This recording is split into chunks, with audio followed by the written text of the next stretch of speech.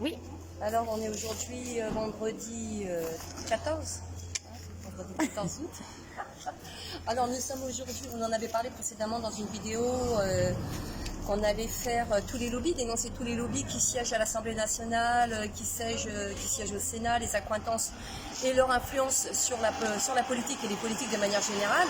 Donc aujourd'hui, à la lueur d'une triste affaire, celle d'Elisa Pilarski, la jeune femme enceinte, ce double homicide, parce que c'est un double homicide qui a été tué lors d'une chasse à courre.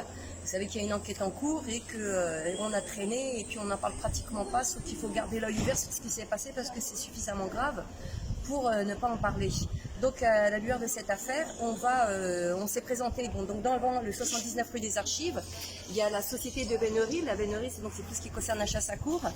Et on va donc parler du lobby de la chasse. Alors on va parler de l'affaire Elisa Pilarski et du lobby de la chasse. Est-ce que tu veux commencer à parler un petit peu des infos que tu as et puis après moi je reviens sur l'affaire Elisa Pilarski? Eh ben ok, ça marche. Alors j'en ai très peu, je t'avouerai, mais ce que j'ai pu faire ce matin, c'est avoir des informations importantes. Alors, notamment en introduction, je suis désolée de te couper parce que j'aime beaucoup ce que tu marques sur ton gilet. Hein. Voilà, alors Caro nous a encore fait « Ça sent le sapin à l'ONF ». Vous comprendrez pourquoi plus tard, l'ONF. Ne sauvons pas Willy Schrön. Alors Willy Schrön, elle vous expliquera aussi qui il est. Alors désolé parce qu'il y a de la circulation. Engluons-les par les Coville. C'est ça? Ah, engluons-les par les couilles, ok? 6e extinction d'espèces à cause d'une seule espèce de connard. Allez, c'est parti, je t'écoute. Je n'étais pas très inspirée, mais bon, l'essentiel c'est de participer aujourd'hui, d'avoir un peu réfléchi, enfin un peu regardé le sujet. Donc pourquoi on voulait parler des lobbyistes, et notamment celui des chasseurs, c'est que j'ai découvert en fait, puisqu'ils ne s'en cachent pas sur le site officiel de la Fédération nationale des chasseurs, qu'ils exercent en fait une pression auprès du gouvernement et disent même qu'ils écrivent même les lois et pour ça en fait ils ont même des groupes de réflexion au Sénat et à l'Assemblée nationale. Donc voilà, et donc c'était pour rebondir sur cette jeune fille qui s'est fait bouffer par des chiens. On peut imaginer que c'était dans le cadre d'une chasse à courre qu'elle s'est fait bouffer, donc on peut imaginer effectivement que ces chasseurs-là sont bien au courant de ce qui s'est passé et qu'il y a une forme de couverture médiatique sur ça, et c'est pour ça que Fatima en parlait tout à l'heure de ce sujet. Mais ce que je voulais dire par rapport à... Alors, on démarre par quoi? La chasse à glu, l'OPNF Alors l'ONF, on en parlera tout à l'heure si tu veux. Mais si tu veux, on peut voir en fait les corrélations qu'il y a avec la réforme de l'ONF qui veut notamment privatiser la gestion des forêts domaniales. Alors l'ONF c'est quoi? Pour que tous ceux qui nous suivent... L'organisation des forêts, c'est l'Organisation nationale, l'Observatoire national des forêts, d'accord.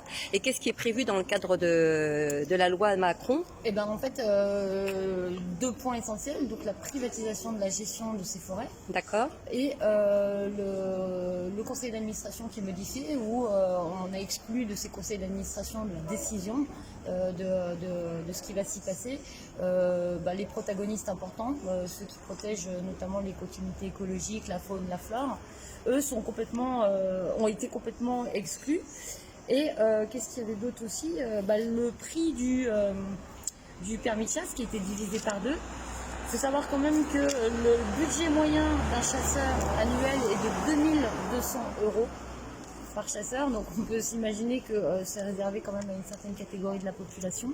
Donc tu veux dire, alors oui, je m'en souviens, c'était en 2018, lors des élections, Macron avait divisé le prix du permis de chasse, il avait cédé au lobby, en échange de leur électorat, il avait divisé le prix du permis de chasse, c'est ça? Exactement. Ramenant aujourd'hui à plus de 1 million de chasseurs en France, dont, entre parenthèses, 28 000 femmes qui représentent 2,6% de la population aimant tuer. Voilà, et alors du coup je suis allée sur le site de cette fédération qui explique en fait que ce goût de la chasse, c'est une volonté de préserver les continuités écologiques. Et c'est là où je suis quand même assez interlocutée, dans le sens où on fait des élevages de cochons, on fait des élevages de faisans.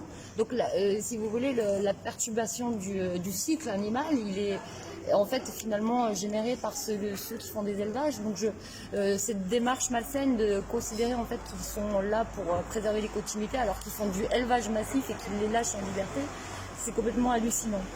Ah oui, donc ils font de l'élevage intensif, mais à des fins mortifères, c'est-à-dire pour satisfaire leur envie de chasse, parce que c'est surtout un plaisir qu'ils ont à chasser. Exactement. Ah d'accord, mais ok. ils se cachent derrière l'argument qu'ils sont obligés de chasser. De réguler le système voilà, naturel qui se régule, s'autorégule lui-même. Qui domine les autres et tout ça. D'accord. Donc c'est complètement hallucinant, c'est des faux problèmes puisque... C'est pour en fait, si tu veux, le profane, lui, il y croit. Il y connaît rien, donc on lui donne cet argument, il y croit. Exactement. Qu'est-ce qu'il y avait d'autre aussi que je voulais dire important par rapport à ça? Donc effectivement, donc, par rapport au permis de la glu, donc il faut savoir que la chasse à la glu est interdite depuis 1979 sur toute l'Europe. Seule la France utilise encore cette technique barbare qui a été reconnue comme telle justement par tous les pays européens. Alors c'est quoi la chasse à la glu? C'est intéressant pour que tout le monde comprenne ce que c'est. C'est assez cruel en fait, c'est qu'on attrape un oiseau qui va hurler et qui va attirer d'autres espèces. Donc le but c'est d'utiliser comme appât l'oiseau qui est englué pour attirer d'autres espèces. Ah c'est horrible, donc on lui met de la glu. Voilà, on le met sur une branche ou sur un arbre et avec ses cris, il attire les autres et c'est là qu'ils vont chasser. C'est ça, c'est comme ça. D'accord, c'est un appât. C'est un appât et assez cruel puisque en fait cette glu est toxique et donc l'oiseau a quasiment aucune possibilité de vivre.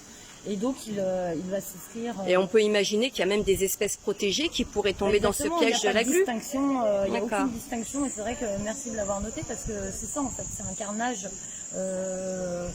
consenti par la France alors que l'Europe est formelle là-dessus. On considérait que c'était des pratiques barbares et d'un autre temps. Mais la France, et notamment dans 5 départements, est tenue par les pressions des lobbyistes qui, dès lors que la ministre, ça c'est important de le savoir, de l'écologie a voulu se raviver sur les pièges à glu, et bien direct, on a les lobbyistes qui se sont pointés le 8 août pour faire une manifestation en menaçant le gouvernement de pression si... Tu parles de Barbara Pompili, c'est ça? Exactement. Alors il y a eu une histoire d'amende, je vois que tu m'as envoyé un lien avec cette histoire d'amende. On est menacé à hauteur de plusieurs millions d'euros d'une amende si on ne répond pas aux prérogatives de l'Union européenne, puisque nous sommes encore les seuls à pratiquer cette mesure barbare. Et les chasseurs disent, grosso modo, écoutez, c'est pas grave, hein, le contribuable va payer, mais il faut qu'on puisse continuer à pratiquer la chasse à la glu, c'est ça? Exactement. Donc là, effectivement, ils avaient 3 mois pour retirer donc, cette pratique et sous peine d'amende que ces contribuables qui allont payer. Et donc suite à ça, donc on a les lobbyistes de la chasse qui ont commencé à s'offusquer, à se prendre la tête et à faire pression. Alors il faut savoir pourquoi je disais ne sauvons pas Willy. Donc Willy Schrem est président du FNC et il est un grand ami à Emmanuel Macron. Donc on peut imaginer que toutes les faveurs c'est pour quoi les chasseurs, le FNC? C'est la Fédération nationale des chasseurs de France. D'accord. Voilà. Voilà, donc allez voir le site qui est assez fou parce que il explique avec sans retenue qu'il a il est supranational, c'est-à-dire en fait qu'il est soutenu par des lobbyistes internationaux et au niveau européen également. Et il explique également en fait qu'il écrit les lois, notamment qu'il est sollicité par le ministère de la transition écologique et le ministère de l'agriculture et de l'alimentation. Donc ce sont les lobbyistes qui écrivent les lois. Exactement. D'accord. Donc voilà, et puis je vais passer la parole sur cette nana. Ok. Je vais développer un petit peu maintenant que tu as mis les grandes lignes. Exactement. Donc on va parler d'Elisa Pilarski. Alors, d'abord... On va peut-être aller à Londres pour éviter la surchauffe. Alors, on est au 79 rue des Archives. On a cherché la société d'Emery. Et bien sûr, comme toutes les... tu penses bien, comme tous les lobbyistes, c'est occulte parce qu'on n'a trouvé aucun endroit où c'est bien précisé. C'est fou quand même, hein, cette occultation, même pas une affiche, même pas un panneau. C'est clair, parce qu'ils savent très bien que ce qu'ils font, c'est pas éthique. Bah, ils savent très bien qu'on irait leur prendre la tête tous les jours, hein, avec toutes ces lois mortifères. Hein. C'est ça. Alors Elisa Pilarski, pour tout le monde, vous vous rappelez, c'est cette jeune femme qui était enceinte d'un bébé de 6 mois, hein, qui a fait une balade en forêt avec son chien.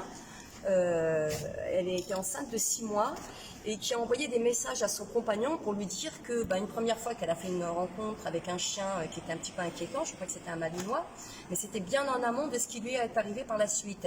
Et son compagnon le dit bien, il y a des SMS ou des appels téléphoniques où elle dit je suis attaquée par plusieurs chiens. Donc elle dit qu'elle est attaquée par plusieurs chiens. Il se trouve qu'au même moment se déroulait une chasse à courre. Hein, chasse à courre pour laquelle d'ailleurs un gendarme était... si vraiment ces gens-là n'avaient rien à se reprocher, moi j'aimerais comprendre pourquoi le gendarme qui s'appelle... Alors attends, ce monsieur-là, l'officier Jean-Charles Métras, ce gendarme, pourquoi est-ce qu'il a démissionné de ses fonctions ? S'il n'a rien à se reprocher, parce qu'il faisait partie de ces personnes qui participaient à la chasse à courre, le mec il démissionne. Et puis en fait, on apprend qu'il est... on nous dit qu'il a quitté ses fonctions pour aller rejoindre le secteur privé avec sa femme, hein, dans un premier temps. C'était dans l'Actu Hauts-de-France le 21 janvier 2020. Et par la suite, on apprend dans ce journal que finalement, il a été plus ou moins mis dans un placard et qu'il est promu dans un autre service, mais qui reste bien dans les rangs du service public. En gros, il est protégé, mais mis à l'écart. Voilà, exactement. Comme beaucoup d'ailleurs, comme beaucoup de commissaires, comme beaucoup de préfets, comme beaucoup de députés. Une fois que on met la lumière sur eux parce qu'ils ont merdé, il faut les exfiltrer. Regarde Griveaux. Donc moi je dis, quand il n'y en a rien à se reprocher, pourquoi tu quittes tes fonctions? C'est ça. Voilà. Ensuite, alors cette jeune femme, on parle là, on dit souvent, elle a été tuée, elle est morte, mais c'est un double homicide. Parce qu'il y a la maman et il y a le bébé. Il avait 6 mois, le bébé. D'accord? Donc la responsabilité de ces gens, si elle est avérée et prouvée, puisqu'on en est toujours au stade de l'enquête, enquête qui peine à avancer, hein. Il faut rappeler, et ça la mère d'Elisa l'a dit, le labo qui devait faire les prélèvements ADN sur 67 chiens, alors 69 chiens, 67 de l'élevage et 5 d'Elisa. Alors que sur les 5, il n'y en avait qu'un seul qui était sur les lieux. Mais ils ont quand même fait des prélevages sur les autres chiens qui étaient restés chez eux. Aucun intérêt. Donc le labo explique qu'il a eu énormément de mal à obtenir les scellés. Moi, je ne comprends pas. Si on n'a rien à se reprocher, puisque la Fédération des chasseurs, et notamment les gens qui étaient dans le secteur, ils disent... Non, les chiens sont hors de cause, ils sont catégoriques là-dessus, ça ne peut pas être leur chien. Mais à ce moment-là, pourquoi mettre autant de restrictions? Pourquoi rendre les choses beaucoup plus difficiles? Pourquoi tarder à faire en sorte qu'on ne puisse pas faire... Parce qu'il était question dans un premier temps de ne pas faire les ADN, de ne pas faire les prélèvements ADN au motif qu'ils étaient coûteux. Sarkozy, quand son scooter il a été volé, hein, on a fait les prélèvements ADN pour un scooter volé. Il a eu la réponse tout de suite. Là, en revanche, que ce soit coûteux ou pas, on s'en foutait. Hollande, quand il a été cambriolé il n'y a pas très longtemps, c'est pareil. Hein, ils ont fait les prélèvements dans la minute qui suivait. Hein. Donc, de poids de mesure. Donc, on apprend donc que ces gens-là qui mordicus disent non, on ne peut pas être impliqué. Moi, j'aimerais comprendre plusieurs morsures, aussi bien à la tête.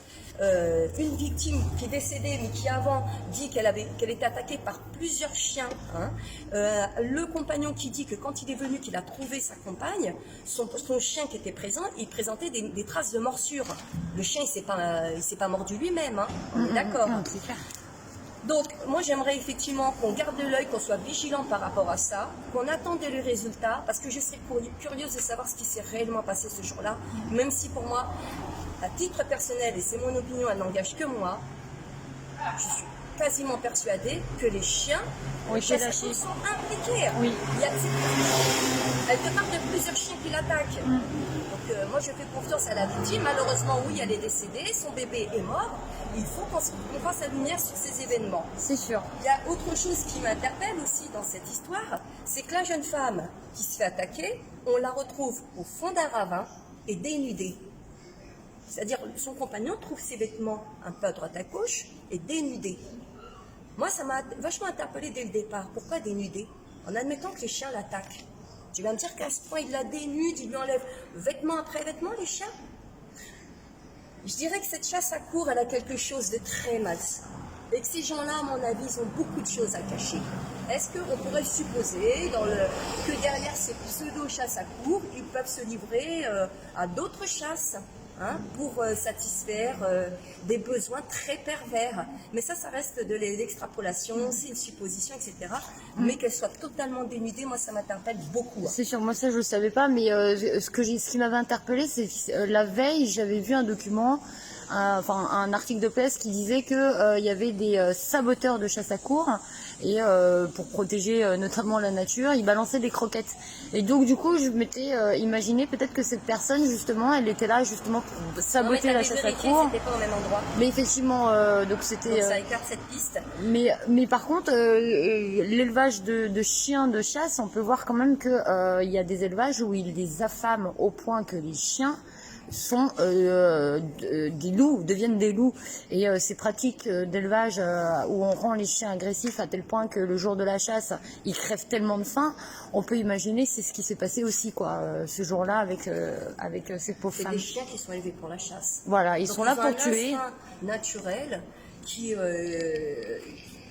est travaillé, qui est décuplé. Et puis oui, effectivement, ils mettent en place je sais pas, ils doivent faire des pratiques, ils doivent mettre en place des pratiques qui permettent justement d'accentuer cet instinct. Peut-être que naturellement, ils ne sont pas dévoués à ça. Si, apparemment, ce sont des chiens qui sont totalement dédiés à la chasse. Mais c'est ça, ils sont élevés, ils les privent de bouffe en fait. Alors je sais pas du tout, mais c'est intéressant. Je pense ils les frappent et donc, du coup, ils deviennent très agressifs et. Donc on a alors pas tous, j'imagine, il faut pas généraliser. On a une enquête qui prend du temps à venir. Normalement, les résultats sur l'ADN des chiens, on la connaîtra fin août. On verra si là encore il y aura des obstructions, si on reculera. Parce qu'on avait pris du retard, soi-disant sous couvert de Covid, alors que je ne vois pas le rapport entre analyser des prélèvements d'ADN qui ont été réalisés et le Covid. Et on a à côté de ça des personnes, Gérard Larcher, comme vous pouvez le voir. Donc Gérard Larcher, pour mémoire, pour qu'il qui est président du Sénat, qui est sénateur depuis 3 mandats. C'est son 3e mandat quand même, Gérard Larcher au Sénat. Donc il est président du Sénat et comme vous pouvez le voir, c'est un chasseur. Comment ces gens-là peuvent prendre des décisions en faveur des Français, en écoutant la démocratie? Comment? Il y a un conflit d'intérêts, c'est un chasseur. Mais une grande partie des parlementaires sont des chasseurs, et notamment tous les républicains. Il y en a beaucoup parmi la droite. Donc eux, c'est des chasseurs. Tu vois, c'est un faisan, je crois, non? C'est ça, c'est Ils sont chasseurs de père en fils. C'est un coq de bruyère. C'est une pratique qui est très connue, qui est très répandue chez ces gens-là. C'est une tradition. Et ces gens-là décident. Donc il y a des amendements qui sont proposés et puis ils écartent certains amendements, c'est-à-dire que l'interdiction de la chasse à glu, ils l'ont écartée à la demande des lobbyistes. Certaines interdictions, ils les ont écartées, toujours à la demande des lobbyistes. Donc, vous allez sur l'Observatoire politique et animaux, et là, ils vous recensent. Tu vois? Ah oui, c'est le président des Républicains qui pratique régulièrement la chasse, le président du Sénat et le président de la région Hauts-de-France participent au rassemblement des chasseurs à Compiègne. Donc c'est des gens qui participent à des rassemblements, c'est des gens qui cèdent au lobby pro-corrida organisé au Sénat avec Gérard Larcher et Jean-Louis Carrière, un colloque célébrant de multiformes d'exploitation des animaux. Donc c'est là où on voit Bruno Retailleau aussi, toujours les Républicains. Gérard Larcher se déclare opposé à la création d'une réserve naturelle nationale en Loire-Atlantique. Donc vous allez sur ce site et vous allez voir à quel point nos politiques sont totalement partiales. Ils sont totalement partiales. Ils sont, si tu veux, il y a des conflits d'intérêts dans la mesure où eux-mêmes sont des chasseurs. Donc on ne peut pas leur laisser cette responsabilité. D'autant plus que il y a des référendums, des sondages qui ont été réalisés, et sur ces sondages, il faut savoir que plus de 80% des Français sont favorables à l'interdiction de la chasse à exactement. courre, déjà pour commencer. Donc quand on a 91% des Français qui sont favorables pour cette interdiction, quand on a plus de 80%, quand on a la majorité des Français qui sont favorables à beaucoup d'interdictions l'interdiction de la chasse à glu, l'interdiction de la corrida, toutes les pratiques barbares qui ne sont pas là pour réguler le système. On a un gros larcé qui participe à des colloques, lui, pour faire le parfait inverse. Qui sont là pour satisfaire leur satisfaction perverse, tu vois. Eh ben, je suis désolée, on ne peut plus parler de démocratie. Ah non, c'est clair. Soumettons tout ça par voie référendum. C'est pour ça qu'ils ne veulent pas que ça passe par des référendums, parce qu'ils savent très bien que déjà les sondages qui ne sont pas tenus par les gilets jaunes, qui sont tenus par leurs copains, hein, parce que les instituts de sondage sont à la main de leurs copains, mais ils leur sont largement défavorables. Donc quand tu vois ça, tu te dis, mais elle est où la démocratie? On a un vrai problème de démocratie dans le système tel qu'il existe aujourd'hui. Donc, pour en revenir à la présence de ces lobbies, notamment les lobbies de la chasse, on va parler de, comment il s'appelle, le fameux Thierry Coste. Alors Thierry Coste, lui c'est un sacré personnage. Il a mangé à tous les râteliers, un coup à gauche, un coup à droite, un coup à l'extrême droite, du moment que ça sert les intérêts de ses copains lobbyistes, de ses copains chasseurs, il s'en fout. Alors, Fatih, il a son... Oui, pardon. Excuse-moi, ça fait 20 minutes, on va couper, on en refait une derrière avec Thierry Coste. D'accord, ok. Allez.